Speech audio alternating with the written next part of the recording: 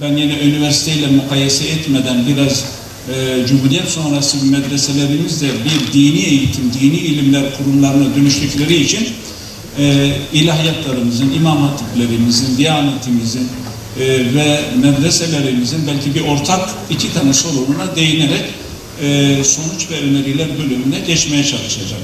Bugün bizim medreselerimiz, imam hatiplerimiz, ilahiyatlarımız, diyanetimiz hepsinin kanaatimce en önemli iki tane sorunu var. Birinci sorunumuz tebliğ, irşad ve davet sorunu. Medreseler sadece bir eğitim, bir öğretim mekanı değil, aynı zamanda toplumu da dönüştüren, toplumu da eğiten bir tebliğ, irşad ve davet merkezi olan kurumlardı. Bugün ülkemizde din eğitimi ve din hizmeti yürüten binlerce imam hatip okullarımız, muazzam yapısıyla Diyanet İşleri Başkanlığımız, Kur'an kurslarımız, medreselerimiz, cemaatlerimiz, tevgahlarımız elhamdülillah var. Allah hepsine bereket koysun. Bunun yanında hizmet için, tebliğ ve irşad için her türlü imkanımız var. Hiçbir engelimiz yok. Allah vesile olanlardan da razı olsun, uzun ömürler versin.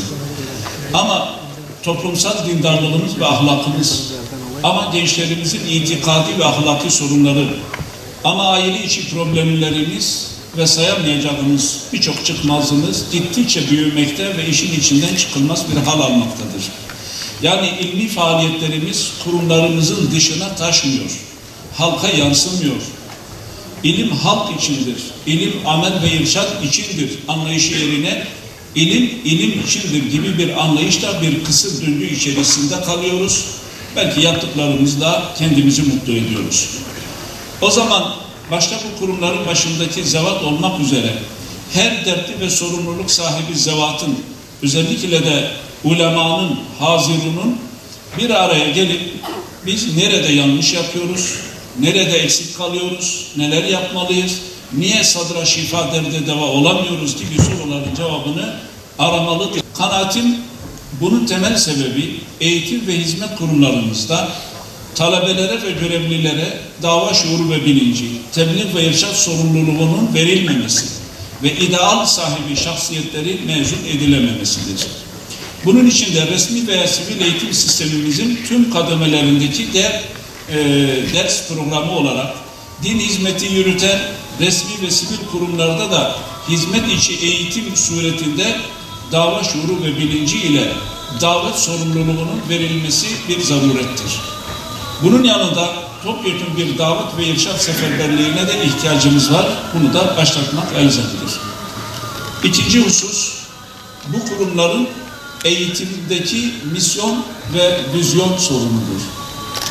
Yukarıda saydığımız eğitim ve hizmet kurumlarımızın misyonu ve icra ettikleri vazifeleri Müslümanların günlük dini hayatlarında öncülük edecek şahsiyetler yetiştirmektir. Yani gönül kurtarmak babından. Ancak bugün bir ümmet coğrafyamıza baktığımızda bir tıkanmışlık, bir keşmekeşlik, bir başıboşluk, bir dağınıklık, bir fitnet fesat sarmalı içerisinde adeta bir çıkmaz sokakta bocalayıp durmaktayız. Ümmeti Muhammed'i bugün küffarın elindeki oyuncak gibi, istedikleri gibi kullandıkları bir meta haline gelmiş, kimi zaman direkt kendileri, kimi zaman aramızdaki taşeronları vasıtasıyla istedikleri gibi fitne fesatla, düşmanlık ve kavgayla birbirleriyle meşgul ettirdikleri bir sahneye dönüşmüş, düşmanlarının yapboz tahtası haline gelmiştir. Bugün ümmet içinde bulunduğu krizden çıkması için kendisine öncülük edecek peygamber varisi liderlere muhtaçtır. Ümmet bugün İmam Gazali gibi, Razi gibi, Abdülkadir Geylani gibi, Salahaddin Eyyubi gibi, İmam Rabbani gibi, Mevlana Halid Şehrezuri gibi, hocam bahsetmişti, Ömer Muhtar gibi, Bediüzzaman gibi, Hasan el-Benna gibi ümmete ufuk açacak, kurtuluş kapıları arayacak liderlere, daha önemlisi bu liderleri yetiştirecek kurum ve kuruluşlara muhtaçtır. Ümmet sadece İslam alemi için değil, tüm insanlık için yeni bir medeniyet tasavvuru inşa edecek, içtihat kapısını aralayacak, ölü ve himmet sahibi lider alimlere muhtaçtır.